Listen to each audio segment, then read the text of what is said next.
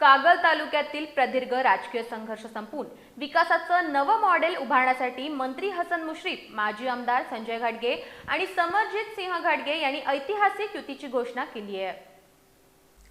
पुणे बेंगलोर राष्ट्रीय महामार्गावरील कणेरीवाडी इथल्या एका हॉटेलमध्ये आयोजित पत्रकार परिषदेत या तिन्ही नेत्यांनी ही माहिती दिली।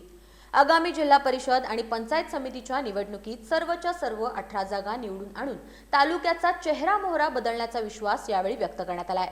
यावेळी बोलताना मंत्री हसन मुश्रीफ म्हणाले की तालुक्यातील 4ही गट सक्रिय असून विकास कामांसाठी आम्ही एकत्र आलो आहोत।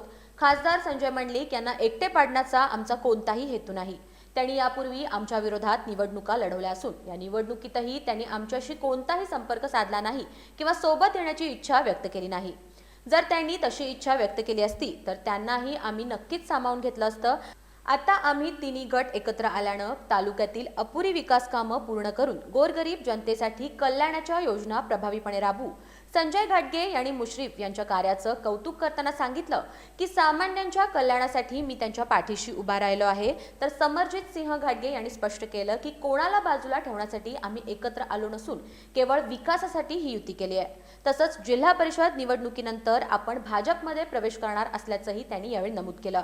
या पत्रकार परिषदेला नवीद मुश्रीफ, युवराज पाटील, भैया माने, वीरेंद्र घाटगे यांच्यासह तिन्ही गटांचे प्रमुख पदाधिकारी आणि कार्यकर्ते मोठ्या संख्येने उपस्थित होते।